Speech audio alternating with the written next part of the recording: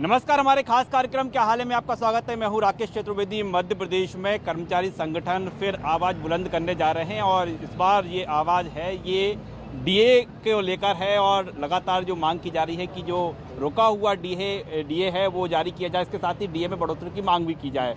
और इस समय हम बात करें तो संयुक्त मोर्चा के तहत रणनीति तैयार हुई है। क्या रणनीति तैयार होती है, सीधे संयुक्त मोर्चा के जो कर्ता धर्ता हैं उन्हीं से हम जान लेते हैं। सर, क्या हाल है आपका? जी, हाल तो बहुत अच्छे नहीं है। नहीं है।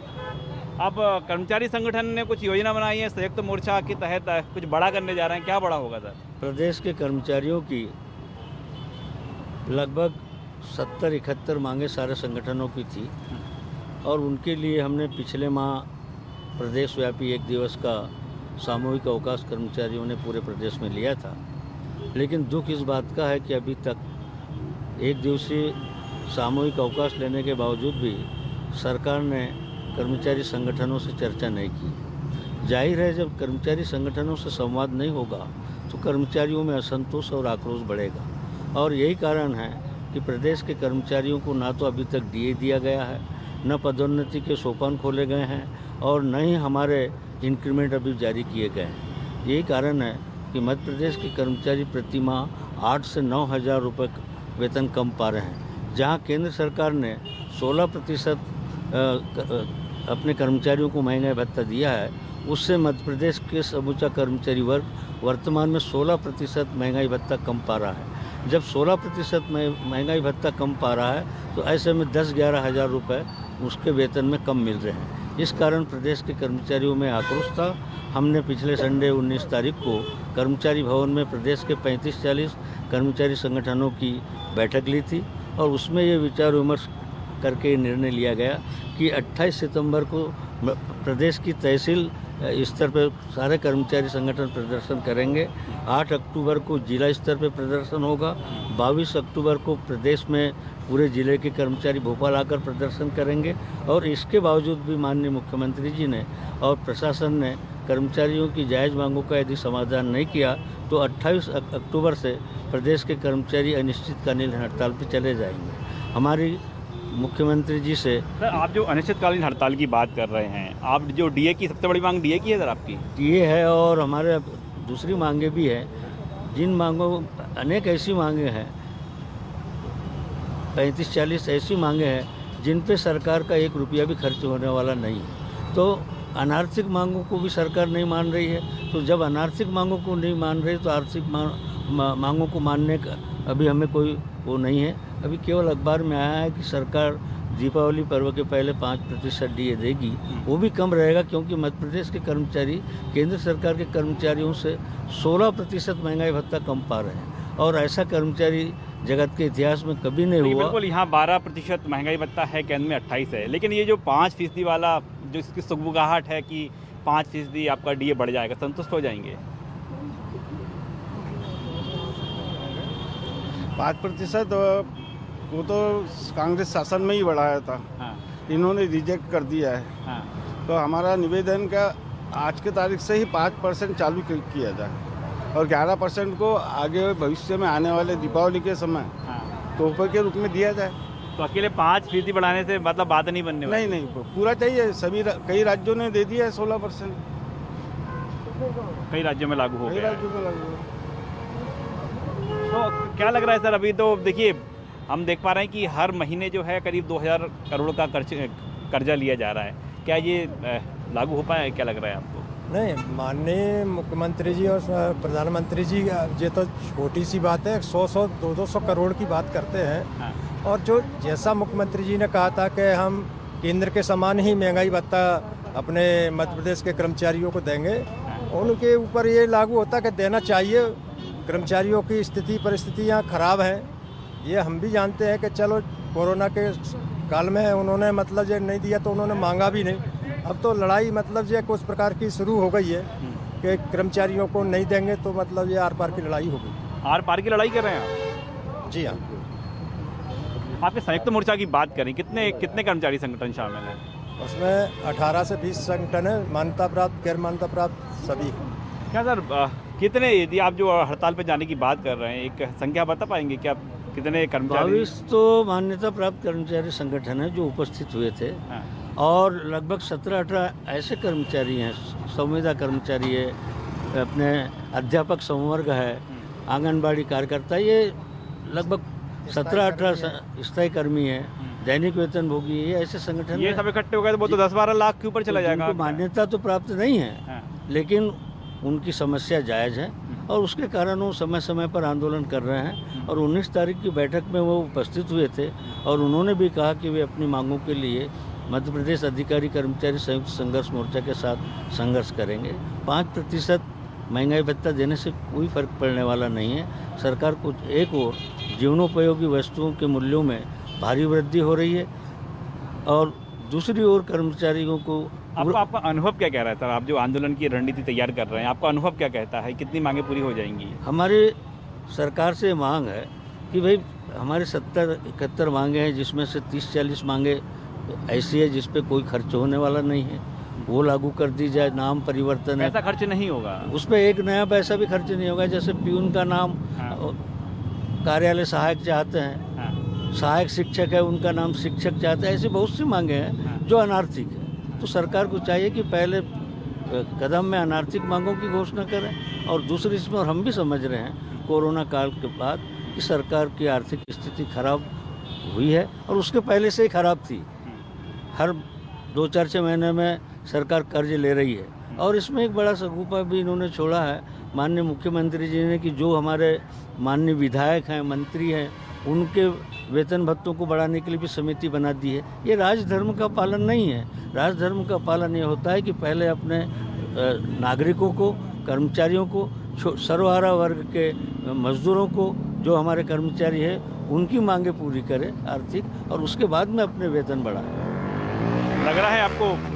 बिल्कुल देना पड़ेगा। और कर्मचारी जगत में पहली बार है कि सारे, ये सुखद संयोग है कि सारे कर्मचारी संगठन एक हो रहे हैं और जब जब भी पूरे कर्मचारी संगठन एक साथ होते हैं तब तब कर्मचारियों को, सरकार को कुछ न कुछ देना पड़ता है। देखिए, संयुक्त मोर्चा की बात करें तो संयुक्त मोर्चा को पूरा भरोसा है कि उनकी मांगे हैं वो पूरी होंगी, खासतौर पर वो मांगे जिन पर कोई आर्थिक जो भार सरकार पर नहीं आने वाला है और जिसमें मुख्य रूप से बात करें तो जो पदनाम बदलने की मांगे हैं वो सरकार जल्द पूरा करेगी। अभी हम ओवरऑल बात करें तो जो रणनीति तैयार की गई है, कहा जाता है सरकार की ओर से कि कुछ कर्मचारी संगठन हैं, उनकी ओर से मांग है, बाकी कर्मचारी तो अपनी ड्यूटी पर आ रहे हैं, तो ऐसी स्थिति निर्मित हो सकती है क्या? नहीं, देखिए क्या है कि कर्मचारियों की मांग तो वो जायज़ है, जो जिनका मतलब है कि ज़रूरी आना है वो अपने काम पर निष्ठावान रहते हैं। इसलिए क्या है, कोरोना काल में जिन्होंने स्वास्थ्य विभाग वालों ने अपना पूरा तन मन धन लगाया था, मतलब ये कि सबकी अपनी जान बचाने के लिए कर्मचारियों ने वो किया था, लेकिन उनके साथ में भी मतलब कुछ देंगे या हमका देंगे, कुछ दिया तो नहीं उनको। मतलब ये कि उस समय का कई मतलब कर्मचारियों को कई बेगारें करवानी जाती हैं, तो वो उसमें भी वो रहते हैं, तो इन चीज़ों में परेशान है कर्मचारी लेते हैं। चलिए हम और भी कर्मचारियों से बात करते हैं। अपनी मांगों को लेकर कर्मचारियों के संयुक्त मोर्चा ने मुख्य सचिव को ये पत्र लिखा है। पत्र की प्रतिलिपि देख सकते हैं, जिसमें जो लेफ्ट हैंड में आप देख पा रहे हैं कि तमाम जो कर्मचारी संगठन हैं उनकी संगठन की ये संयुक्त मोर्चा बना है और ये मुख्य सचिव के नाम ज्ञापन प्रेषित किया गया है, जिसमें जो संगठन की अगली रणनीति है उसको लेकर सूचना दी गई है। सर, संयुक्त मोर्चा ने मुख्य सचिव को दिया है, इसमें कई सारे कर्मचारी संगठन है। सबसे पहला तो ये कि कितने कर्मचारी संगठनों को संयुक्त मोर्चा है सर? लगभग मध्य प्रदेश के समस्त मान्यता प्राप्त और गैर मान्यता प्राप्त संगठन संयुक्त कर्मचारी अधिकारी संगठन के सदस्य हैं। अब जो आंदोलन की सीधे तौर पर चेतावनी है कि पहले तो मांगे तमाम हैं, आपको क्या लग रहा है, सुनवाई हो रही है? नहीं, हमारी मांगे बड़ी सीमित हैं। हमारी मांगे हैं सबसे पहले कि जो डीए है बकाया, जो अन्य राज्यों ने जैसे राजस्थान, छत्तीसगढ़, गुजरात, महाराष्ट्र और केंद्र सरकार ने अपने कर्मचारियों और अधिकारियों को जो डीए दे दिया गया है, आज वर्तमान में मध्य प्रदेश शासन की वित्तीय स्थिति बहुत ठीक है, तो मध्य प्रदेश के समस्त कर्मचारी शासकीय, निगम मंडल, नगरीय निकाय और अन्य जो भी ग्रांट हैं मध्य प्रदेश शासन से, उन सभी कर्मचारियों को जो शेष लगभग 16% डीए शेष हैं वो तत्काल एरियर सहित देना चाहिए। दूसरी मांग हमारी उसमें है कि अभी हमको इंक्रीमेंट दिया गया है, लेकिन इंक्रीमेंट का एरियर बकाया है, तो इंक्रीमेंट का एरियर दें। तीसरा, हमारा महंगाई भत्ता जो है वो केंद्र के समान होना चाहिए, वो हम मांग कर रहे हैं कि जो केंद्र के समान महंगाई भत्ता है वो होना चाहिए। दूसरा, आज प्रत्येक कार्यालय में संविदा और आउटसोर्सिंग के अधिकारी कर्मचारी नियुक्त हैं, तो आज आवश्यकता है कि इनके विषय में एक नीति बनाई जाए और इनको नियुक्त करने के लिए कार्रवाई की जाए, ये भी उसमें मांग है। सर, हम मांगों की बात करें, चूंकि संयुक्त मोर्चा है, सभी कर्मचारी संगठनों की अपनी अपनी मांगें शामिल होंगी, ऐसा नहीं लग रहा कि बहुत सारी मांगें हैं? और नहीं, मांगे कहाँ, मांगे 5 ही हैं। मांगे तो हमारी 50-60 हैं, हम टुकड़ों टुकड़ों में मांगेंगे। अभी ये हम 5 मांगों पर ही फोकस हैं, जिसमें 2 वित्तीय हैं, 3 वित्तीय हैं, मतलब गृह भत्ता, इंक्रीमेंट का एरियर और डीए, ये हमारी मांग वित्तीय है। बाकी 2 पॉलिसी मैटर्स हैं।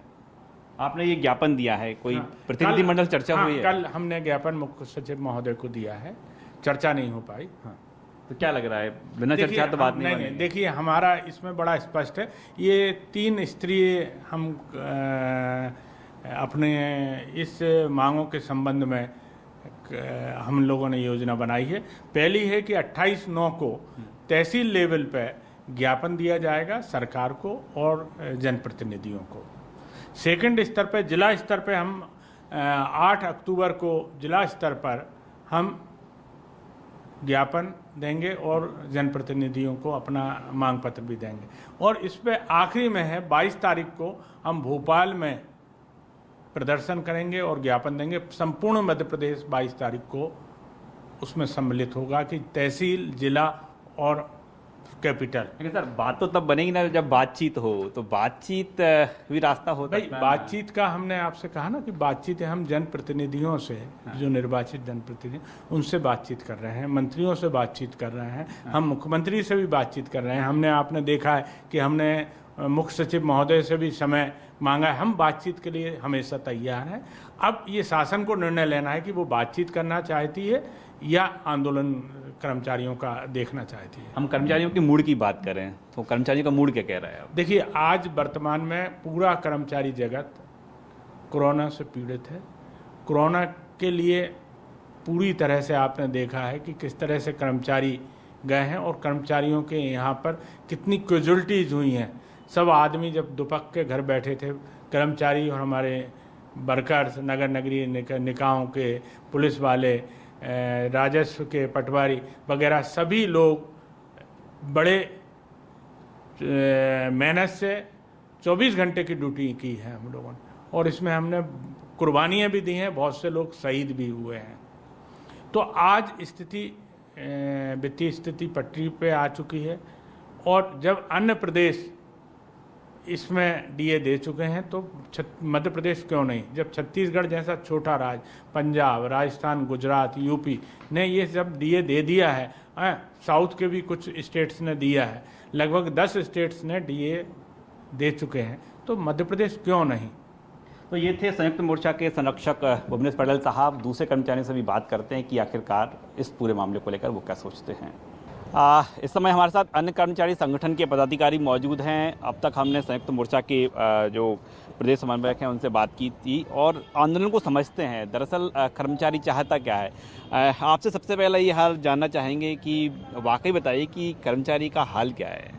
देखिएगा, प्रदेश के कर्मचारियों का अगर हाल जानना चाहते हैं तो हाल तो बेहाल है, हालत बहुत ख़राब है और आर्थिक रूप से इस समय प्रदेश का कर्मचारी टूट चुका है, क्योंकि एक और उसको जो है वो 16% जो महंगाई भत्ता अभी उसको मिलना चाहिए, क्योंकि केंद्र में 28% महंगाई भत्ता मिल रहा है और हमारे यहाँ पर केवल 12% महंगाई भत्ता दे रहे हैं। तो 16% महंगाई भत्ता हम लोग पीछे चल रहे हैं। एक आदमी की जेब से 100 रुपये में से रोज़ 16 रुपये छीन लिए जाएं तो आप समझ सकते हो कि उसके क्या हाल होंगे। तो कितना पिछड़ गए वेतन में हम बात करें तो? अभी हम लोग 16% तो पिछड़े हुए हैं महंगाई भत्ते में, और जहां तक हम बाकी की सुविधाओं की बात करें तो बाकी की सुविधाओं में भी हम लोग लगातार पिछड़ते चले जा रहे हैं। अगर जैसा कि मध्य प्रदेश की सरकार की बात करें, जो ये कहती है कि हम केंद्र के समान आपको वेतनमान और सुविधाएं देंगे, तो मध्य प्रदेश में केवल वेतनमान दिया और वो भी अधूरा वेतनमान दिया। जहाँ तक भत्तों की बात है, तो भत्ते तो हमको अभी केंद्र के समान कुछ भी नहीं मिल रहे हैं। हमारा HRA बहुत कम है, हमारा ट्रांसपोर्ट अलाउंस बहुत कम है, बच्चों के लिए एजुकेशन की कोई फीस नहीं है। और जहाँ तक महंगाई की बात है, तो महंगाई में तो जो है मध्य प्रदेश में इस समय बहुत ज़्यादा महंगाई है, जिसकी वजह से पेट्रोल के अगर हम दाम देख लें, हाँ, दोनों स्थिति, एक तो जो हमको मिलना चाहिए वो मिल नहीं रहा है और खर्चे हमारे ज़्यादा हो रहे हैं। ऐसी स्थिति में हमारे कई कर्मचारी ऐसे हैं जो 15 और 20 तारीख के बाद में बिल्कुल हैंड टू माउथ हो जाते हैं, उनके पास में कुछ पैसा नहीं बचता है, उनको बड़ी मुश्किल से लोगों से उधार मांग करके, तो ये महीने का जो आखिरी आता है, आखिरी पड़ाव, जेब खाली हो जाती है। बिल्कुल बिल्कुल, क्योंकि हम कितनी भी कोशिश करें, हर चीज़ के दाम बढ़ गए हैं और जो हमारे हक हैं वो हमको मिल नहीं रहे हैं, वेतन लगातार हमको कम मिल रहा है। तो इस परिस्थिति में हम महंगाई का सामना कर नहीं पा रहे हैं और हमारी स्थिति बहुत दयनीय हो जाती है महीने के आखिरी में आते आते। ये तो आप मतलब ऐसी चीज़ बता रहे हैं, क्योंकि कहा जाता है कि कर्मचारी जो सरकारी नौकरी है, सरकारी कर्मचारी है, बड़ा सुकून में रहता है। देखिएगा साहब, दूर के ढोल सुहाने होते हैं। दूर से बहुत अच्छा लगता है सरकारी कर्मचारी होना, लेकिन जब सरकारी कर्मचारी काम करता है ना, तब आकर के देखेंगे कि उसके ऊपर कितना काम का बोझ है। आपको बताएं, हमारे बहुत सारे कर्मचारी कार्य के दौरान अत्यधिक तनाव में आने से और बीमारियों से ग्रसित होने से मर चुके हैं। आज भी अगर हम यहाँ पर सर्वे करवाएं तो बहुत सारे कर्मचारी गंभीर बीमारियों से पीड़ित मिलेंगे। उसका सबसे बड़ा कारण यह है कि उसको घर के दबाव में काम करना पड़ता है, उसको आर्थिक दबाव में काम करना पड़ता है और शासन में उसके ऊपर अत्यधिक कार्य का बोझ होता है, तो उसके दबाव में उसको काम करना पड़ता है। साहब आप बताइए, क्या है कर्मचारियों का हाल? कर्मचारियों का जैसा कि शर्मा जी ने बताया, स्थिति वाकई दयनीय हो चुकी है, क्योंकि लगातार हमारे महंगाई भत्ते, हमारे इंक्रीमेंट के एरियर, इन सब चीज़ों से आर्थिक रूप से हम पिछड़ रहे हैं और लगातार महंगाई जो बढ़ रही है उसका सामना करने में हमारा संतुलन बिगड़ गया है। मान लो हमारे महंगाई भत्ता हमको समय में मिलता तो हम कुछ ना कुछ संतुलन इसके बीच में बना लेते, महंगाई और हमारे जो हमारे आवश्यक व्यय हैं उनके बीच में, तो शायद हमारी स्थिति ठीक रहती। लेकिन क्या है, मैनेज तो करना पड़ता है। जैसा कि सर ने बताया है कि कहीं अपनी आखिरी महीने की व्यवस्था जैसे भी है करते हैं हम लोग। तो अब जो है एक रणनीति तैयार हुई है संयुक्त मोर्चा के तहत, अब कुछ बड़ा करने जा रहे हैं। क्या बड़ा करने जा रहे हैं? संयुक्त मोर्चा की रणनीति तैयार हुई थी, इन्हीं 3 मांगों को लेकर हुई थी कि हमारी एक तो वेतन वृद्धि की बात हमने करी थी, एक हमारी महंगाई भत्ते की बात करी थी और 2016 से जो प्रमोशन की बात है उसको लेकर हमने 29 जुलाई को एक दिन का सामूहिक अवकाश लिया था। उसमें सारे संगठन शामिल हुए थे और उसकी निरंतरता को कायम रखते हुए हमने 1 महीने का समय सरकार को दिया था और सरकार ने उस पर कोई ध्यान नहीं दिया। तो संयुक्त मोर्चे ने अभी 18 तारीख को प्रदेश व्यापी एक बैठक की थी और उसमें आंदोलन की एक नई रणनीति सरकार की समिति बनाई गई है, मंत्रियों की समिति बनी है, 5 सदस्यीय। ये तो पहले भी बन चुकी हैं और इन समितियों से तो ये ऐसा आशय जाता है कि सरकार कर्मचारियों को ये सोचती है कि ये लोग कुछ समझते नहीं है और टालने वाली नीतियां हैं कि समय टालो और कर्मचारियों के आक्रोश को कुछ दबाओ। लेकिन ये सरकार गलतफहमी में, अब कर्मचारियों का आक्रोश बहुत ज़्यादा बढ़ चुका है और धीरे धीरे वो बड़े आंदोलन की तरफ जा रहा है। जी, आप आंदोलन के बारे में कुछ बता रहे थे रूपरेखा। आंदोलन के बारे में यही कि 29 तारीख को जो आंदोलन हुआ वो 3 मांगों को लेकर हुआ, तो बड़ा सफल आंदोलन हुआ। तो संयुक्त मोर्चे ने उसकी निरंतरता में आगे आंदोलन करने का एक कार्यक्रम बनाया और 18 तारीख को एक प्रदेश व्यापी मीटिंग आयोजित की थी कर्मचारी भवन में गीतांजलि चौराहे पर। उसमें तय भी हुआ कि हम फिर से 3 मांगों को लेकर आंदोलन करेंगे।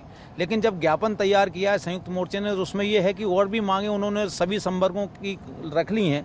अब ऐसे में क्या होता है, जब मांगे ज़्यादा हो जाती हैं और कुछ मांगे ऐसी भी होती हैं कि सरकार को उनमें कोई व्यय नहीं होता है, तो सरकार क्या करेगी, जब आप इस तरीके के आंदोलन को करेंगे तो सरकार जिनमें व्यय नहीं है उन मांगों को पूरा करने का प्रयास करेगी और आपके आंदोलन को प्रभावित कर देगी। और जो आपकी मूल उद्देश्य था कि आपका महंगाई भत्ता बढ़ जाए 16% जो आप पीछे चल रहे हो, आपका इंक्रीमेंट का एरियर है वो आपको मिल जाए, पदोन्नतियां शुरू हो जाए, तो ये बृहद मांगे जो हैं वो कहीं ना कहीं पीछे हो जाएंगी और जो आंदोलन का एक टेम्पो बना था वो उसको हम कमजोर, समन्वय नहीं हो पा रहा है, ठीक समन्वय नहीं था। वो प्रांत के जो बड़े स्तर के नेता हैं 29 तारीख को हड़ताल को वो ये समझ बैठे कि हमने बहुत कुछ पा लिया। उसी हड़ताल में वो और संवर्गों को 50 संगठनों की जगह 60 संगठनों का नेता कहलाने के लिए उन्होंने उनकी मांगे जोड़ने का का एक प्रयास किया कि जो मैं उचित नहीं समझता, तो मध्य प्रदेश तृतीय वर्ग शासकीय कर्मचारी संघ जिला शाखा भोपाल के अध्यक्ष के नाते मैंने उस आंदोलन से अपने आप को अलग कर लिया कि भाई आप लोग आंदोलन कीजिए, क्योंकि इस तरीके से नहीं, क्योंकि हमारी तीनों ही मांगे अगर पीछे हो जाएंगी और सरकार अनार्थक अगर मांगों को पूरा कर देगी तो आपको आंदोलन आप लोग वापस ले लोगे, ऐसा हमको लगता है। तो हम फिर ऐसे आंदोलन में नहीं होंगे कि जो सार्थक रूप अपना ले तो सके। फिर क्या होगा, क्योंकि आह्वान तो हो चुका है, नहीं, आह्वान हो गया है, वो आंदोलन का हम विरोध नहीं करते। आंदोलन जो भी करता है मध्य प्रदेश तृतीय वर्ग शासकीय कर्मचारी संघ का भी विरोध नहीं करता, लेकिन हम हमेशा एक सार्थक आंदोलन और सार्थक मांगों के लिए आंदोलन करते आए हैं। और अगर वो उस तरीके से आंदोलन में कहीं ना कहीं थोड़ा सा बिखराव आया है तो उससे हम लोग तृतीय वर्ग कर्मचारी संघ के सदस्य हैं, उस नाते सहमत नहीं है, तो हमने अपने आप को थोड़ा सा अलग कर लिया है। अब आंदोलन कीजिए, विरोध नहीं है हमारा, कोई विरोध नहीं रहेगा, विरोध नहीं, समर्थन ये है कि हम अपना जैसा भी आपका आंदोलन रहेगा उसके बीच में हम अपना शासकीय कार्य का संपादन करेंगे। संयुक्त मोर्चा तो इसलिए बना ताकि सभी कर्मचारी संगठन एक प्लेटफॉर्म पर आ जाएं। यहाँ कुछ समन्वय कमी दिख रही है। संयुक्त मोर्चा की जब आप बात करते हैं तो मुझे एक बहुत पुरानी कहानी याद आ जाती है, जिसमें यह हुआ था कि राजा ने ये निर्देश दिया था कि हर आदमी जो है तालाब में 1 लोटा जो है वो दूध ला करके छोड़ेगा। और लोगों को ये लगा कि यार रात का अंधेरा है तो मैं अगर इसमें 1 लोटा पानी भी डाल दूं तो कौन देख रहा है।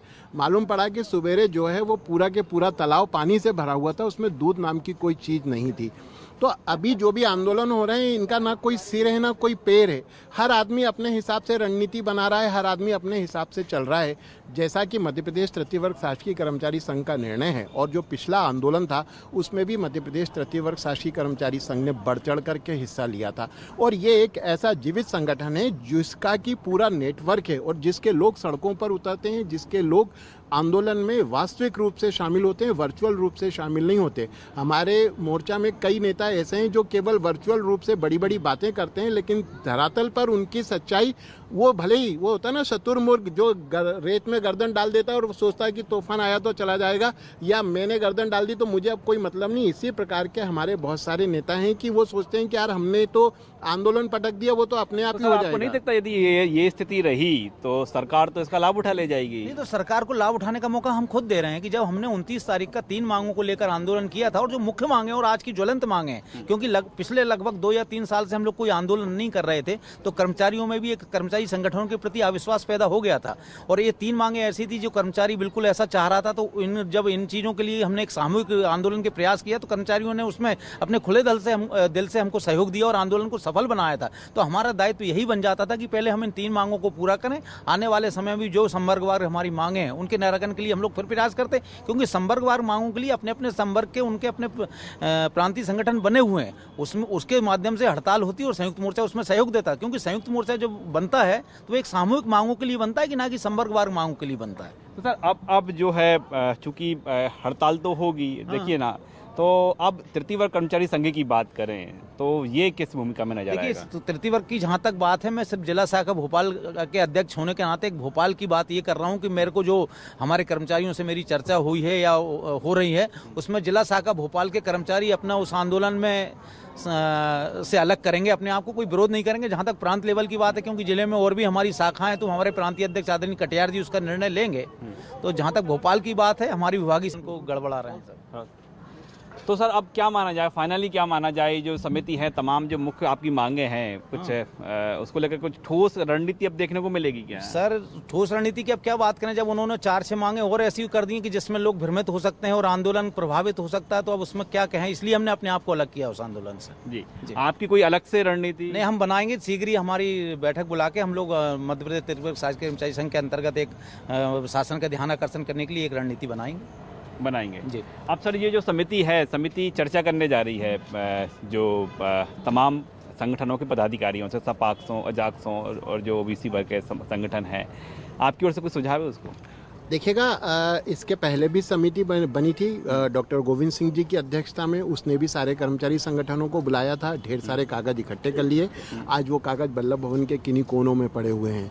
बहुत सीधा सा मामला है कि आरक्षण के संबंध में, पदोन्नति के संबंध में जो विषय है उसमें सरकार अपने नियम बनाए, जिनकी तैयारियां लगभग हो चुकी हैं, वो नए नियम बना करके आरक्षण रोस्टर बनाए और पदोन्नति करे। इसमें तो कहीं समितियां वगैरह इसकी कोई गुंजाइश ही नहीं है, क्योंकि ये तो एक कानूनी मामला है। और माननीय सुप्रीम कोर्ट ने खुद भी इस बात को कहा है कि प्रदेश सरकार चाहे तो अपने यहाँ पर नियम बना करके पदोन्नति कर सकती है। तो जब इतनी स्पष्ट बात हो गई है, फिर उसमें समितियां बना करके तो ये होता है कि या तो ये लगता है कि आसपास के जो चुनाव हैं या आगामी चुनाव है उसको लेकर के कर्मचारियों को कहीं गुमराह किया जाए, उनके गुस्से को कम किया जाए और उनमें ये विश्वास जगाया जाए कि कमेटी बनी है, कुछ दिनों के बाद में कुछ ना कुछ होगा। लेकिन हमारा इतने वर्षों का अनुभव है, समितियां कुछ भी नहीं करती हैं। जो भी कुछ करना है सरकार को करना है और बहुत सिंपल सा फार्मूला है कि नियम बनाओ और पदोन्नति दो। तो अब देखिए वो तो समिति बनी है, आप लोगों का क्या रुख है? रुख का क्या है, जब सबसे सुझाव मांगेंगे तो हम भी सुझाव दे देंगे बस। बट हमें मालूम है कि वो सुझाव देने से कोई मतलब निकलेगा नहीं, होगा वही जो सरकार चाहेगी। कंक्रीट प्लानिंग हो सके उसके लिए आप कुछ करने जा रहे हैं? कंक्रीट प्लानिंग के लिए यही है कि जैसा कि मध्य प्रदेश तृतीय वर्ष शासकीय कर्मचारी संघ ने निर्णय लिया था कि 3 सूत्री मांगों को लेकर के आंदोलन होना चाहिए और ये आंदोलन अगर पूरी ताकत के साथ में होता और इसमें हम पूरे प्रदेश के लोगों का गुस्सा सरकार को दिखाते तो सरकार को केवल इन 3 मांगों के लिए मजबूर होना पड़ता। परंतु अब खिचड़ी बना दी है, तो ना वो मांगे पूरी होने वाली हैं ना ये मांगे पूरी होने वाली हैं। और जो कर्मचारी जिन मांगों से ज़्यादा प्रभावित हो रहा था, जिनको लेकर के उसमें गुस्सा था, उसको लेकर के वो सामने आता। अब ये टुकड़ों टुकड़ों का आंदोलन है, कैसा होगा क्या होगा आने वाला समय बताएगा इसके अंदर। और इसमें यह भी है कि बहुत सारे जो हैं गोटियां राजनीतिक दल भी फंसाते हैं, कोई कांग्रेस का समर्थक हो जाता है, कोई बीजेपी का समर्थक हो जाता है और कर्मचारियों के समर्थक इसमें से नदारद हो जाते हैं। तो देखिए हम जानने का प्रयास कर रहे थे कि मध्य प्रदेश में अब जो कर्मचारियों का आंदोलन होने जा रहा है वो किस तरह का आंदोलन रहेगा, लेकिन साफ तौर पर देख पा रहे हैं कि मांगों को लेकर जरूर कर्मचारी संगठन है उनमें विरोधाभास नज़र आ रहा है और ये विरोधाभास का ज़मीन पर भी देखने को मिलेगा। इसमें साफ तौर पर कह सकते हैं कि एक कर्मचारी संगठन तृतीय कर्मचारी संगठन ने इस आंदोलन से अपने आप को अलग करने की बात कही है। लेकिन हाँ, संगठन का ये जरूर कहना है कि जो भी मध्य प्रदेश में आंदोलन होगा संयुक्त मोर्चा का, उसका समर्थन रहेगा, लेकिन ऐसे जो कर्मचारी संगठन के पदाधिकारी हैं वो शामिल नहीं होंगे। कैमरामैन राघवेंद्र पांडे के साथ राकेश चतुर्वेदी, न्यूज़ 24 भोपाल।